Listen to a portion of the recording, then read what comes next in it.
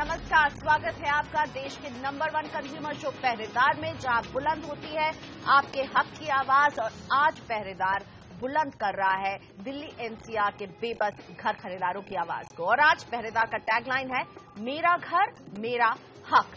जी हां, उस घर का हक जिसके लिए कोई 2 साल से, कोई 5 साल से और कोई 7 साल से सिर्फ इंतजार किए जा रहा है। और इन घर खरीदारों की आवाज शायद ही कोई सुन रहा है, क्योंकि अगर सुनवाई होती तो न इन घर खरीदारों को सरकारी बाबुओं के दफ्तर के बाहर धरने देने की जरूरत थी, न बिल्डरों के खिलाफ नारेबाजी करने की। और अफसोस तो ये है कि जिन्हें पोजेशन मिल भी गया है वो अपने मकान को घर नहीं बना पा रहे, क्योंकि उन्हें चार दीवारी तो मिल गई है लेकिन उसके साथ वो सहूलियतें नहीं मिली हैं जिसका वादा बिल्डर ने किया था, जिसके पैसे भी इनसे वसूले गए हैं। आज हम पहरेदार में इन्हीं मुद्दों को उठा रहे हैं और आपके सामने पेश करेंगे देश के रियल एस्टेट सेक्टर की हकीकत। हमारे साथ हैं वरिष्ठ वकील Sahil Sethi, Noida extension flat owner welfare association की मेंबर श्वेता भारती और heart beat city buyer association के वाइस प्रेसिडेंट पुनीत पराशर। हम इनसे बात करेंगे, लेकिन उससे पहले आपको एक ऐसे प्रोजेक्ट के बारे में बताते हैं जो लॉन्च होते वक्त देश के सबसे बड़े रेसिडेंशियल टाउनशिप में गिना जाता था। और आज इसके ग्राहक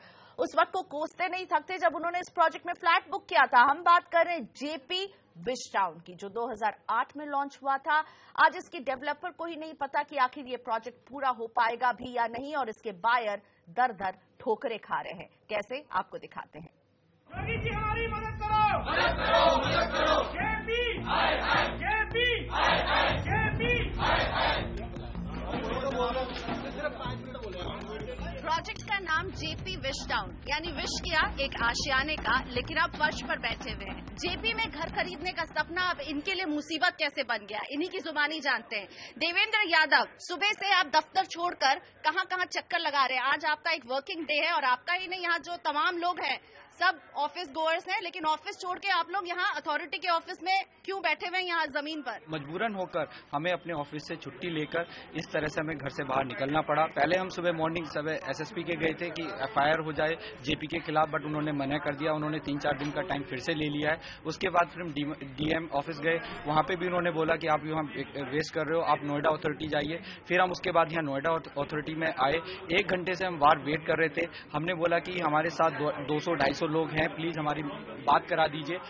मैनेजमेंट यहाँ पे सिक्योरिटी गार्ड ने हमारे साथ मिसबिहेव किया, बोला कि आप लोग चले जाइए, कोई आपसे नहीं मिलेगा। मजबूरन होकर हमें अपना पेशेंस खो चुके हैं। तब हम अंदर आए। प्रमोद जी, क्या लग रहा है, घर का सपना जो है अभी तक अधूरा ही है, पूरा होता हुआ नजर आ रहा है नियर फ्यूचर में? मैं गार्डन हाइट्स में अपना फ्लैट 2012 में बुक किया था। 2015 का एक उम्मीद लगा था कि मैं 2010 से अपना किराए मकान रहता हूँ। 2015 में उम्मीद किया था कि मैं अपने घर में जाके रहूंगा। 2016 में जब मैं अप्रैल सारे पोजीशन टाइम कंप्लीट हो इनके पास जाता हूँ, मैं ये देखता हूँ, मुझे तकलीफ होती है कि जो ऑफिस इनका है उसको उन्होंने किला बना दिया है। सिक्योरिटी गार्ड ऐसे बिहेव करते हैं अंदर जाने के लिए। हमारी रेस्पेक्ट, हमने जब फ्लैट बुक किया था उस टाइम पे जो हमने इनकी रेस्पेक्ट की थी, हम ऑफिस के अंदर इंटर करते थे, इज्जत होती थी। आज सारे बायर्स जब भी ऑफिस के अंदर जाते हैं तो गार्ड से उनको धिक्कार दिया जाता है, गेट बंद कर दिया जाता है, उनसे मिलने नहीं दिया जाता है। इनका पैसा है, लेकिन रिस्पेक्ट तो दूर की बात है, घर का इंतजार भी लंबा खिंचा जा रहा है। पल्लवी, आप भी इस लड़ाई में शामिल है, कब से इंतजार जारी है और क्या क्या हो रहा है? जेपी में कोई सुन रहा है आप लोगों की? देखिए, जेपी में लोग हमसे मिलते जरूर हैं। जब हम बहुत हो हल्ला करते हैं, बहुत हंगामा करते हैं, तो वो लोग बाहर आ जाते हैं, आके मिलते जरूर हैं, आश्वासन देते हैं, पर वो सब झूठा होता है, क्योंकि इस तरह की मीटिंग्स हमें 2 साल से करवाई जा रही हैं। अब योगी जी की सरकार आई है, जिनको हम लोगों ने वोट दिया है और हम लोगों को काफी उम्मीद है उनसे। और ये जो नेक्सस चल रहा है बिल्डर का, पॉलिटिशियन का और अथॉरिटी का क्या हाल है, वो अभी आप देख ही रहे हैं कि हमें उनसे मिलने के लिए 1 घंटे से टाइम लेने की जरूरत पड़ रही है, लेकिन फिर भी नहीं मिल रहा है। बिल्कुल, तो ये अथॉरिटी बड़े बड़े वादे करती है, मिलती है बायर से, लेकिन यहाँ जो नजारा दिख रहा है, नारे लगाने के लिए मजबूर हैं, जमीन पर बैठे हुए हैं, इंतजार है कि कोई अधिकारी आके सुने, लेकिन उससे भी जरूरी सुनने के बाद वो कार्रवाई क्या करता है, इसका भी इंतजार रहेगा नोएडा के घर खरीदारों को। इस पूरे हफ्ते हमने देखा कि नोएडा अथॉरिटी बायर्स से मिल रही थी और इसी सिलसिले में ये जेपी विस्टाडन के बायर्स भी उनके ऑफिस पहुंचे थे, पर इन्हें अपॉइंटमेंट नहीं मिला हुआ था, इसलिए इन्हें जमीन पर बैठने के लिए मजबूर होना पड़ा। लेकिन मुद्दा यहाँ ये उठता है कि इस तरह की जो मुलाकातें होती है अथॉरिटी से, उसका फल क्या निकलता है। पुनीत यहाँ मेरे साथ हैं। पुनीत, आप अपने घर के लिए लगातार 2014 से लड़ रहे हैं। 2014 से 2016 आप लोग भी कई बार अथॉरिटी से मिले और बातचीत की, क्या उसका नतीजा निकलता है? आपका घर आपको मिल गया है? क्या हम 2017 में अब मिल रहे हैं आपसे? घर तो अभी नहीं मिला है और कब मिलेगा, जिस तरीके से कंडीशन है वो देखते हुए सवाल का जवाब देना बहुत मुश्किल है। और अथॉरिटी के साथ जितनी भी मीटिंगें होती हैं वहां पे, अगर जो चेयरमैन है अथॉरिटी के, तब रामारमन जी थे, वो आके अगर कुछ बिल्डर्स को इंस्ट्रक्शन देते हैं, वो ही फॉलो नहीं होती और वो ही ग्राउंड लेवल पे आती नहीं है, तो वो मीटिंग के नाम पे सिर्फ डिस्कशन होके बंद कमरे में रह जाती है। उसका धरातल पे बायर्स के हाथ में कुछ मिलता नहीं है। तो श्वेता, इस तरह के मीटिंग्स के लिए बार बार बुलाया भी जाता है घर खरीदारों को, आप परेशान हैं, आप आइए, और इस बार तो बाकायदा प्रोजेक्ट के साथ डेट्स निकाले। हालांकि अब नोएडा अथॉरिटी के अधिकारियों का तबादला हो गया तो डेट्स अब बदल जाएंगे, लेकिन हाँ, बुलाया जा रहा है घर खरीदारों को। पुनीत कह रहे हैं उनका घर तो अभी तक नहीं मिला, 2014 से चक्कर लगा रहे हैं। इन मीटिंग्स में क्या पूछा जाता है और उसके बाद क्या होता है? जब आप लोग जाते हैं तो क्या बिल्डर का रवैया बदला हुआ देखते हैं? देखिए, सिर्फ ये जो मीटिंग बुलानी शुरू, हालांकि पहले भी ये मीटिंग होती रही है, लेकिन सिर्फ मीटिंग करा के और सिर्फ एश्योरेंस देकर कुछ नहीं होने वाला है। ये जो सिलसिला शुरू किया है योगी सरकार जी ने, इस सिलसिले को थमने नहीं देना है। जैसे मीटिंग हुई है, मीटिंग के आगे फिर हर महीने ये मीटिंग होनी चाहिए, क्योंकि अभी जैसे जो कंस्ट्रक्शन जहां बंद, जहां पे काम रुका पड़ा है या बहुत स्लो चल रहा है, तो अभी आपने स्टेटस बिल्डर से मांगा, अभी उसने स्टेटस दिया, फिर अगले महीने का फिर वो बताएंगे क्या शेड्यूल है, क्या उनका फाइनेंशियल कंडीशन है, तो आपको फिर से उन्हें नेक्स्ट मंथ फिर बुलाकर तब जाकर ये बात जो है वो बनती हुई दिखेगी। फॉलो अप एक्शन होना चाहिए। सिर्फ एक महीने मीटिंग बुला के भूल जाएं, 6 महीने बाद आप उनको याद करें तो उन्हें तो बहुत सारा समय मिलता है, बहुत सारे बहाने मिलते हैं। लेकिन जेपी विस्टाडन के ये जो लोग मिले थे, कुछ 100-150 लोग थे, कुल लोग यहाँ पर काफी हैं, क्योंकि इस जेपी विस्टाडन में 35,000 घर बन रहे हैं। साहिल, आप लॉयर हैं, इनका घर कैसे मिलेगा इनको?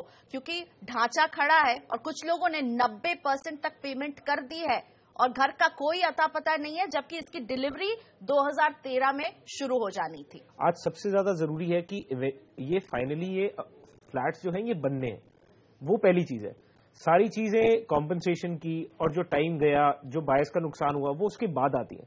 अभी सबसे पहले ये है कि ये फ्लैट्स कैसे बने, उसके लिए आई थिंक ये रियलाइजेशन बहुत जरूरी है डेवलपर की साइड पे, और ये कम्युनिकेशन बायर को कि एक इशू है, आप आइए एंड साथ बैठ के हम ये रिजॉल्व करेंगे, रादर देन आप एक जिसको कहते हैं स्टैंडर्ड फॉर्म। लेकिन ये कैसे रिजॉल्व करेंगे? आप कहेंगे ये अंडरस्टैंडिंग, क्योंकि खुद जेपी विस्टाडन के लोग कह रहे थे, और मुझे लगता है यहाँ पर हमारे बैठे जो बायर एसोसिएशन का रिप्रेजेंट कर रहे हैं, जब लोग जाते हैं अपने घर की मांग करने, तो उनके जो बॉडीगार्ड्स होते हैं, उनके जितने भी लंबे चौड़े सिक्योरिटी गार्ड्स होते हैं, वो आप लोगों से कैसा बिहेव करते हैं? दफ्तर में जब तक बिल्डर की मर्जी नहीं है तब तक आप नहीं जा सकते। बिल्डर की मर्जी है, उससे परमिशन लेके ही जा सकते हैं। जो उसका मन है वो बात करेगा, जो उसका मन है वो नहीं बात करेगा। और सिक्योरिटी गार्ड्स के धक्के भी खाने पड़ते हैं। सिक्योरिटी गार्ड्स के धक्के भी खाने पड़ते हैं, क्योंकि वो बहुत मजबूती से अपने आप को गार्ड करके रखते हैं। तो ऐसे में बातचीत कैसे होगी? मैं कह रहा हूं, तो डेवलपर की साइड से ये रियलाइजेशन बहुत जरूरी है कि ये बिना बायर्स के सपोर्ट के आप इस इशू को रिजॉल्व नहीं कर सकते। और अगर कोई डेवलपर ऐसा है जिसको ये बात नहीं समझ आ रही है, तो हमारे यहाँ पे कोर्ट्स हैं, हमारे यहाँ पे मीडिएशन सेंटर्स हैं, हमारे यहाँ पे लोक अदालत हैं। एक ऑर्गेनाइज्ड फैशन के अंदर, जैसे नोएडा अथॉरिटी ही आप ले लीजिए, वो अब इस प्रेजेंट मीटिंग सिनारियो में वो एक मीडिएटर का रोल प्ले कर रहे हैं। तो इस ऐसे किसी भी फोरम के अंदर अगर डेवलपर खुद आगे नहीं आ रहा, तो आप डेवलपर को बुला सकते हैं through any of these forums, किसी भी फोरम के थ्रू आप उसको बुला सकते हैं। एक साथ बैठने की यहाँ पर सख्त जरूरत है, लेकिन बैठने की और जिसको कहते हैं चीज को धक्का लगाने की जगह अगर ट्रांसपेरेंसी से बायर्स को बताया जाए कि एक्चुअल सिचुएशन क्या है, तो बायर्स की एक तो एक्सपेक्टेशन रीजनेबल रहेगी, उनको पता होगा कि हाँ हमारा अपार्टमेंट कब बनता है, रादर देन कि जब भी आपसे कोई पूछे आप उसको 6 महीने आगे की डेट देते हैं, फिर वो 6 महीने बाद आता है आप उसको फर्दर 6 महीने आगे की डेट देते हैं। पुनीत, घर कैसे बनेंगे? आपका इंतजार इतना लंबे समय से चल रहा है, आप देख रहे हैं कि जमीन है, वहां पर बिल्डिंग खड़ी है, लेकिन वो कंप्लीट नहीं हो रही है। बतौर बायर आप क्या कहना चाहेंगे कि मेरा घर मुझे कैसे मिले, मेरा हक? ये सबसे बड़ा प्रश्न है आज की डेट में, और इसका हल है कि गवर्नमेंट अपने लेवल पे एक मॉनिटरी कमेटी बिठाए, जो कमेटी स्ट्रिक्ट तरीके से टाइम बाउंड मैनर में चीजों को अनाउंस करे और उसको फिर रिव्यू करे।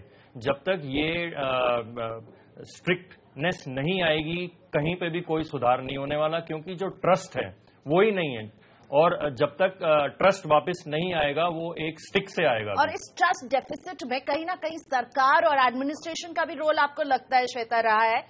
बिल्कुल, इसमें जो पिछली सरकार, अभी तक तो हम पिछली सरकार की ही बात कर सकते हैं कि पिछली सरकार के मतलब नाक के नीचे प्राधिकरण और बिल्डर का जो नेक्सस था वो काम कर रहा था। तो जरूरी नहीं है कि पुनीत और श्वेता जैसे घर खरीदारों को अपना घर मिले, लेकिन यहाँ पर ये भी बेहद जरूरी बन गया है कि कहीं ना कहीं ये जो बिल्डर बाबू नेक्सस को लेकर कंज्यूमर का कॉन्फिडेंस कम होता जा रहा है, इस छवि को भी बदलने का ये वक्त सही होगा। लेते एक छोटा सा ब्रेक, अभी हाजिर हो रहे हैं। ब्रेक के बाद आपके सामने रखेंगे एक प्रोजेक्ट आम्रपाली ज़ोडियाक का किस्सा। प्रोजेक्ट पूरा है, सुविधाएं अधूरी है, किस हालत में यहाँ घर खरीदार रह रहे हैं आपको दिखाएंगे।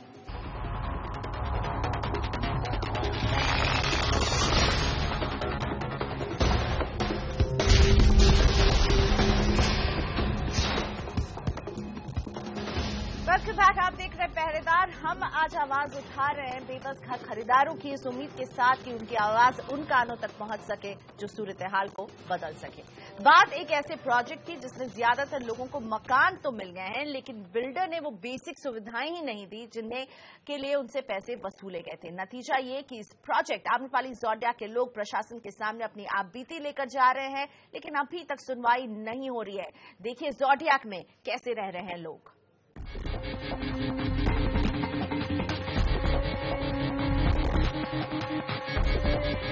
दिल्ली एनसीआर के घर खरीदारों के लिए केवल घर का देरी से ही मिलना एक समस्या नहीं है, दूसरी समस्या है किस हाल में उन्हें घर का पोजेशन दिया जा रहा है। आम्रपाली ज़ोडियाक नाम के इस प्रोजेक्ट में 1500 परिवार रह रहे हैं। प्रोजेक्ट कहने को तो पूरा है, लेकिन सुविधाएं अधूरी।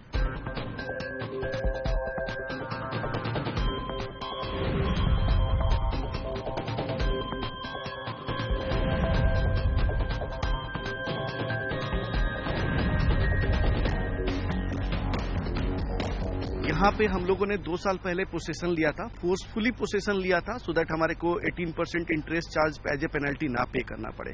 हम लोग इस एश्योरेंस पे आए थे अपनी फैमिली को लेके कि यहाँ पे कॉमन फैसिलिटीज, हमारे फ्लैट, हमारे टावर सही मिलेगा, क्लब, जिम सब कुछ मिलेगा एज पर बीबीए जो इन लोगों ने बोला था। जब यहाँ पे हम आए तो हमारे से मेंटेनेंस चार्ज वसूलने स्टार्ट कर दिया गया। हम लोगों ने इसका विरोध किया तो इन लोगों ने हमारे फ्लैट का इंटरेस्ट इलेक्ट्रिसिटी डिस्कनेक्ट कर दिया। आज हालत यह है कि जो यहाँ का क्लब है, स्विमिंग पूल है, सिक्योरिटी है, सब कुछ बर्बाद है। अगर आप देखना चाहें तो आप देख सकते हैं, ये सब बर्बाद है। यहाँ पे इस स्विमिंग पूल पे आपको लगता है कि हमारे बच्चे, हमारी फैमिली यहाँ पे यूज करेगी इसको। हम लोगों ने 100 बार बोल दिया कि इसको ठीक कर दो, 2-3 लाख रुपए का खर्च है, बट कोई फायदा नहीं, ये भी वो ठीक नहीं कर रहे हैं। ये देखिए, ये इन्होंने दिया हमें बदले में, उन पैसों को बदले जहाँ पे कोई बच्चा आके दौड़ता हुआ गिर सकता है नीचे बेसमेंट में। इस तरह की परिस्थिति में लोग रह रहे हैं यहाँ पे। ये लिफ्ट के हालात देखिए। आज इतने साल बाद भी, पूरे पैसे लेने के बाद भी इन्होंने लिफ्ट तक लगवा के नहीं दिया। यहाँ पे रेजिडेंट 10th फ्लोर तक रहते हैं, रोज जीने से चढ़ते और उतरते हैं। मेडिकल इमरजेंसी अगर कल को आ गई तो क्या हालात होंगे। ये जो आप देख रहे हैं, ये इलीगल कंस्ट्रक्शन बिल्डर ने किया है। इसका कहीं पर भी लेआउट में कहीं कोई जिक्र नहीं है। और यहाँ पे पहले बैडमिंटन कोर्ट होना था, जिसकी जगह पे इन लोगों ने इलीगल दुकानें, शॉप्स खड़ी कर दिए। ज़ोडियाक में मैंने फ्लैट बुक किया हुआ है और मैं यहीं किराए पे रह रहा हूँ। बिल्डर ने 2012 में देने का वादा किया था और 5 साल हो चुके हैं, अभी तक कोई अता पता नहीं है। और इसी सोसाइटी में रेंट पे रहते हुए हमें पता चल रहा है इसकी खराब कंस्ट्रक्शन क्वालिटी का। कल यहाँ पे मेरे साथ एक एक्सीडेंट हुआ वेयर किचन कैबिनेट ये मेरे ऊपर गिर पड़ा and I got hurt in my finger. मेरी छोटी सी 1 साल की बेटी है जो किचन में हमेशा ही खेलती रहती है।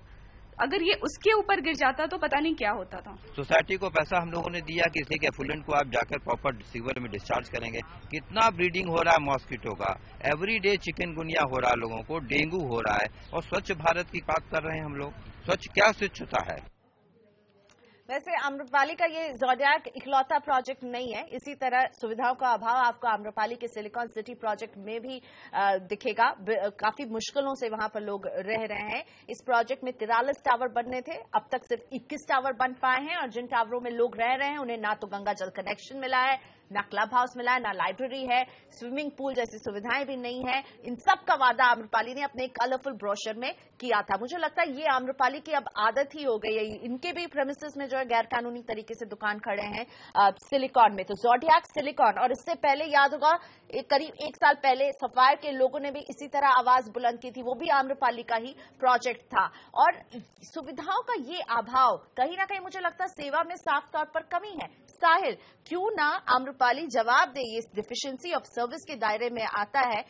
ये जो तमाम बायर्स हैं, आप इन्हें कहना चाहेंगे कि ये कंज्यूमर कोर्ट जाए? बिल्कुल, अब मैकेनिज्म है, नेशनल कमीशन आपको अलाउ करती है कि अगर आपके ग्रुप के कुछ लोग भी आगे बढ़ के आते हैं और इस तरह की सर्विसेज के लिए कंप्लेन करते हैं तो वो डायरेक्टली नेशनल कमीशन में कंप्लेन कर सकते हैं।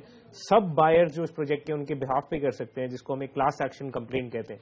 तो वो मैकेनिज्म है और अगर ये इसमें तो आई थिंक कोई डाउट ही नहीं है कि ये डेफिशिएंसी इन सर्विस है।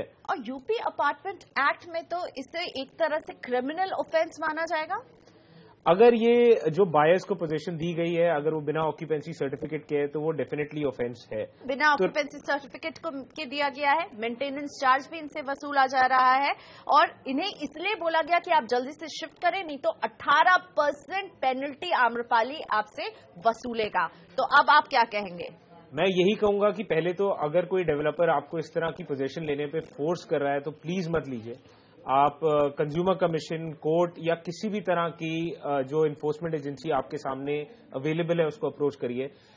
रादर इसमें ना कोई जहां तक मैं देख रहा हूं ये रिस्क टू लाइफ भी है। बिल्कुल, अगर आप इस तरह की प्रॉपर्टी में रहते हैं। आप जैसे लोग जो कब से इंतजार कर रहे हैं अपने घर का, और जब बिल्डर आपको घर दिखाता है और कहता है अब आप ले ही लीजिए, ऑक्यूपेशन सर्टिफिकेट नहीं है, वो फिट आउट के नाम पे देता है, तो मन करता है कि ले लेते, इतनी लंबी लड़ाई लड़े। और ऐसे ही क्या वजह बन जाती है इस तरह के कम सुविधाएं और डेंजरस घरों में रहने की। जैसे सेठी जी ने कहा कि कंज्यूमर कोर्ट का रास्ता खुला है, वो सारी बातें ठीक है, लेकिन जो बंदा पिछले 7-8 साल से रेंट दे रहा है, दिल्ली और एनसीआर का रेंट आपको पता है कि कितना ज्यादा रेंट है, और ईएमआई भी दे रहा है साथ साथ, तो जब उसे लगता है कि वो बिल्डर उसे घर ऑफर कर रहा है तो वो यही चाहता है कि जल्द से जल्द हमें फ्लैट मिले।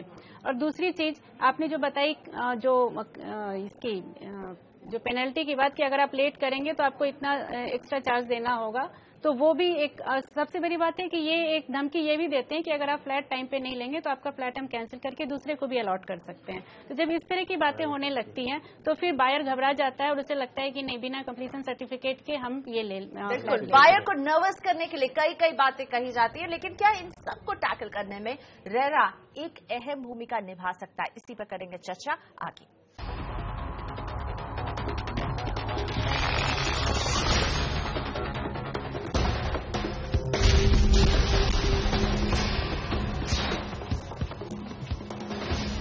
Welcome back. आप देख रहे पहरेदार। देश का हर घर खरीदार पूछ रहा है कहाँ है मेरा घर, कहाँ है मेरा हक।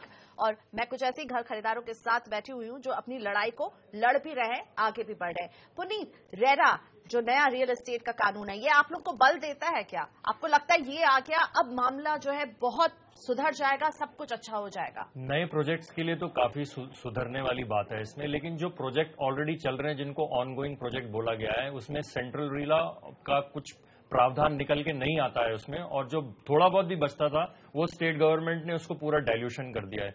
ऑनगोइंग प्रोजेक्ट बिल्कुल डिफरेंट तरीके के रिक्वायरमेंट मांगते हैं। इसको गवर्नमेंट को बहुत स्ट्रिक्टली टैकल करना पड़ेगा। पूरी जवाबदारी बिल्डर की फिक्स करनी पड़ेगी। जो पैसा वो ले चुका है उसको एक प्रॉपर अकाउंट में, जिससे प्रोजेक्ट कंप्लीट हो सके, और जो बचता है उसकी कॉस्ट वो भी उसमें डालने के लिए एक प्रॉपर क्लॉज डालना पड़ेगा। ये आज की मांग है। नए प्रोजेक्ट्स के लिए तो ये रेरा बहुत कुछ कर पाएगा, लेकिन आप लोग जो 2014, 12, 13 से घर का इंतजार कर रहे हैं, उनके लिए रेरा कुछ नहीं कर पा रहा है। श्वेता, नहीं, ऐसी बात नहीं है। जो सेंट्रल गवर्नमेंट ने 2016 मार्च में पास किया है रियल एस्टेट बिल, उसमें बिल्कुल ये प्रावधान है कि जो ऑन गोइंग प्रोजेक्ट है, तो ऑन गोइंग प्रोजेक्ट की जो परिभाषा रास्ता सेंट्रल गवर्नमेंट ने दी है उसमें ये है कि जिस भी प्रोजेक्ट को कंप्लीशन सर्टिफिकेट नहीं मिला है वो उस प्रोजेक्ट के अंदर आएंगे। तो वैसा का वैसा अगर ये यहाँ राज्य में लागू होता है तब तो पुराने बायर भी उसमें आ जाएंगे। मुद्दा ये है कि घर चाहिए, मुद्दा ये नहीं है कि आप लोग उन्हें जेल भेजना चाहते हैं, मुद्दा ये नहीं है कि आप चाहते हैं कि बहुत सुंदर सा स्विमिंग पूल मिले, लेकिन एक बेसिक अच्छा सुरक्षित घर मिले।